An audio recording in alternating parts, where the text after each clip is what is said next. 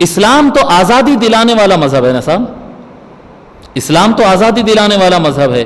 اب مولا مالک کے میننگ میں لے لیے تو مطلب مالک غلام، یہ کیا طریقہ ہے بھائی؟ کیا مطلب سمجھ میں نہیں آیا یہ. یعنی اسلام کیا کرنا چاہتا ہے، کیا طریقہ کار ہے؟ تو میں آپ کو ایک ضابطہ بتاتا ہوں، جو حضرات یہ پوائنٹس نوٹ کر لے سکتے ہیں کر لیجئے، بڑے اچھے پوائنٹس رہیں گے، آپ کو شاید کام آ سکتے. انسان کے دو حصے ہیں، ایک ہے جسم، ایک ہے روح. انسان کے دو حصے ہیں نا، ایک ہے جسم، ایک ہے باڈی ہماری، اور ایک ہے اس کے اندر کی روح. اسلام نے روح اور دل یعنی قلب ہے، روح ہے، اسلام نے ظاہر کے لیے یعنی جسم کے لیے شریعت عطا کیا، اور روح اور قلب کے لیے ایمان عطا کیا. ایمان اندر کی چیز ہے صاحب، ایمان اوپر نہیں ہوتی. یہ شملہ بن گیا تو مومن بولے ویسا کیا نہیں بھائی، شملہ شریعت ہے، سنت ہے، برابر. شملہ ایمان نہیں ہے، ایمان اندر رہتا، برابر ہے. تو روح اور قلب کے لیے نظر نہ آنے والے جو ہے باطن، جس کو باطن کہتے ہیں، باطن کے لیے ایمان دیا اور ظاہر کے لیے شریعت دیا. اور دنیا چلانے کا جو سسٹم دیا، دنیا چلانے کا سسٹم، اس میں جسم کے لیے خلافت ظاہرہ دیا، خلافت ظاہر جسم کے لیے، اور دل کی دنیا کے لیے خلافت باطنہ دیا. اسلام نے خلافت بھی دو لیول پر ہے، ایک خلافت ظاہری ہے اور ایک خلافت باطنی ہے. خلافت ظاہری جسم کے لیے، خلافت باطنی دل اور روح کے لیے. خلافت ظاہری میں ڈیموکریٹک سسٹم ہے، Islamic system, Islamic political system حکومت کا، اسلامک پولیٹیکل سسٹم حکومت کا ڈیموکریٹک ہے، آزادی، جمہوریت. جمہوریت میں ہوتا ہے کیا؟ جمہوریت میں کیا ہوتا؟ پبلک سلیکٹ کرتی ہے. اور باطن کی دنیا کے لیے، دل کی دنیا کے لیے، دل اور روح کے لیے اسلام نے جو سسٹم عطا کیا ہے وہ ہے کنگڈم کا سسٹم ہے. کنگڈم، ملوکیت، ملوکیت کا، بادشاہت کا سسٹم ہے، اندر کا سسٹم. یعنی اندر یہ جو جسم ہوتا ہے نا، اس کے اوپر بھی حکومتیں چلتی ہے، روح اور دل کی دنیا پر بھی حکومتیں چلتی ہے. جسم کی دنیا میں جمہوریت دیا اسلام، اور دل کی دنیا میں کنگڈم دیا، بادشاہت. اب کنگڈم اور جمہوریت میں فرق کیا ہوتا؟ کنگڈم میں ہوتا، جمہوریت میں کیا ہوتا؟ ہم ووٹ دے کے حکومت کون کرے گا ڈیسائیڈ کریں گے، جو کہ ہم ہندوستان میں، پاکستان میں اور بنگلہ دیش میں اور یہ سارے علاقے میں کرتے. ڈیموکریسی، سارا یورپ میں ڈیموکریسی ہے. ڈیموکریسی ہے، کیا مطلب ہوتا ہے ڈیموکریسی کا؟ مطلب یہ ہے کہ عوام اپنا بڑا سلیکٹ کرتی ہے اپنے ووٹ کے ذریعے، اپنے طریقے سے. ٹھیک ہے، یہ خلافت ظاہرہ، یہ ڈیموکریسی. کنگڈم میں کیا ہوتا ہے؟ بادشاہت میں کیا ہوتا ہے؟ بادشاہ از اے اونر آف دی لینڈ، سارے زمین کا مالک. جیسے اب سعودیہ لے لیجئے، آپ قطر لے لیجئے، امارات لے لیجئے، وہاں کا جو کنگ ہوگا وہ اس زمین کا مالک ہوگا، اور جو اس زمین پہ رہتا ہے وہ اس کا مملوک ہوتا ہے. وہ زمین کا مالک، وہ انسان کا مالک، وہ وہاں کے پیٹرول کا مالک، کھیتی کا مالک، جو چیز بھی ہے وہ اس کا مالک ہے. اور عوام کو اس میں ہاں اور نہ بولنے کی پرمیشن نہیں ہوتی ہے. بادشاہ نے کہہ دیا کہ یہ بننا ہے تو بننا ہے، ٹوٹنا ہے تو ٹوٹنا ہے. سزائے موت دو تو دو، کوئی پوچھ نہیں سکتا کہ کس جرم میں سزائے موت ہو رہی ہے. آزاد کر دو تو کر دو. بادشاہ کو سوال نہیں ہو سکتا کہ بادشاہ مالک ہوتا ہے. پھر جب وہ مرتا ہے تو وہ اپنا جانشین بنا کے مر جاتا ہے کہ میرے بعد یہ بادشاہ ہوگا. عوام کو کچھ بات کرنے کی پرمیشن ہے اس کے اندر؟ نہیں ہوتی. تو یہ اسلام نے اس کو کیا کہتے ہیں، ظاہری لیول پر اس کو ناپسند کیا اور اس کو منع کیا. ظاہری دنیا کے اندر اسلام ڈیموکریسی چاہتا ہے، یاد رکھیں یہ اسلام ظاہری دنیا میں، جسم کی دنیا میں ڈیموکریسی چاہتا ہے. اور یہی وجہ رہی یعنی اس کو تھوڑا سا اور غور سے اسٹڈی کریں، کبھی موقع ملا تو انشاءاللہ اس پہ اور گفتگو کریں گے. جو حضرات یہ بات کو نہیں سمجھے وہ سمجھ لے.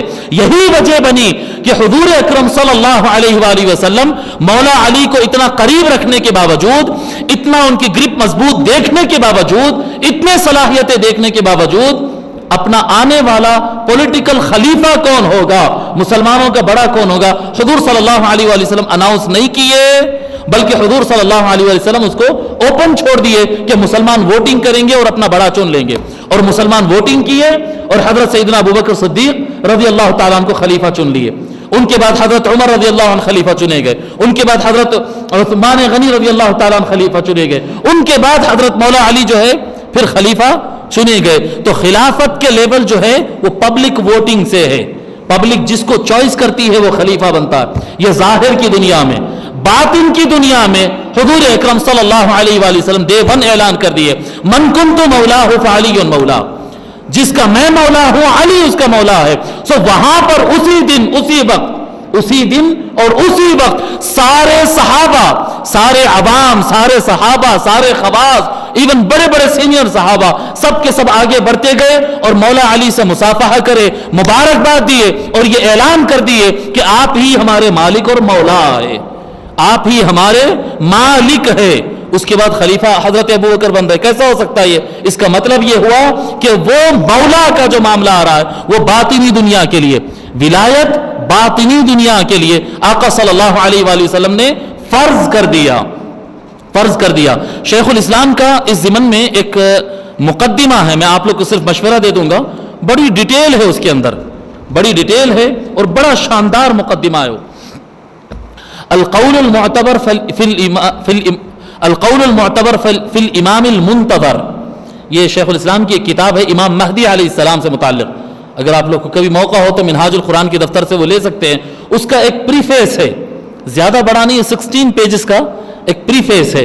وہ اگر آپ پڑھ لیں گے تو آپ کے آنکھ کھل جائیں گے خلافت کے مسئلے میں. خلافت ظاہری، خلافت باطنی. خلافت ظاہری کا مسئلہ سیاسی امور، پولیٹیکل سسٹم کو لے کر چلنا جو کہ دنیاوی معاملہ ہے، ٹھیک ہے، تو وہ اس طرح سے چلتا رہے گا.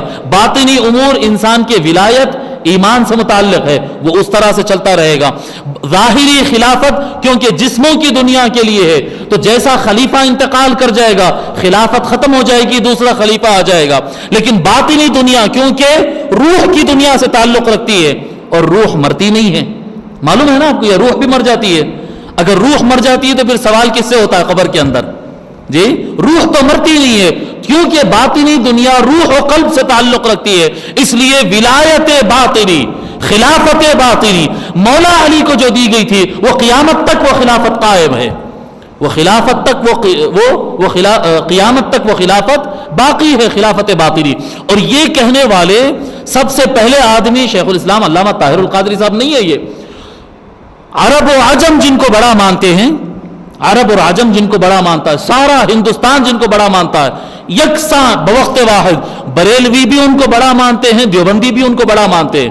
شاہ ولی اللہ محدث دہلوی رحمۃ اللہ علیہ الفتوحات الالہیہ میں اور ان کی کتاب ہمعات، 2 کتابوں کے اندر اس کو ڈیٹیللی انہوں نے جو ہے ایکسپلین کیا کہ دونوں کے درمیان کیا فرق ہوتا ہے، دونوں کے درمیان کیا فرق ہوتا ہے. اور انہوں نے ناموں کے ساتھ یہ بات بتائی ہے کہ ظاہری خلافت ابو بکر، عمر، عثمان، علی، حسن، اس طرح سے یہ ترتیب سے خلافت ظاہری چلی. اور خلافت باطنی پہلے دن سے مولا علی کو چلی ہے، اور مولا علی سے پھر ان کے بیٹے امام حسن، پھر امام حسین، پھر امام زین العابدین، پھر محمد الباقر، پھر جعفر الصادق، اس طرح سے ائمہ اہل بیت کے درمیان یہ خلافت باطنی کا تسلسل چلا. خلافت ظاہری میں مسلمان اپنا بڑا چنتے ہیں، اور خلافت باطنی میں جس کو اللہ نے حضور کو بڑا بنایا، حضور نے علی کو چنا، حضور علی کو چنے، پھر علی علیہ السلام بڑے بنے تو وہ امام حسن کو چنے، امام حسن بڑے بنے تو وہ امام حسین کو چنے. تو اس میں جو ہے جیسا بادشاہی سسٹم چلتا ہے نا، ہر بڑا اوپر والا چنتا ہے کہ اگلا بادشاہ کون ہوگا، اگلا روحانی دنیا میں بادشاہت چلتی ہے. اسی لیے ہم آج بھی لوگ کہتے ہیں کہ بھئی مولا علی کا تو انتقال ہو گیا نا، آج کیسا بولتے ہیں ان کو سردار، وہ تو انتقال ہو گیا. ارے بابا انتقال ہو گیا، یہ جسموں کا مسئلہ ہے، یہ روحوں پہ انتقال ہوتا نہیں.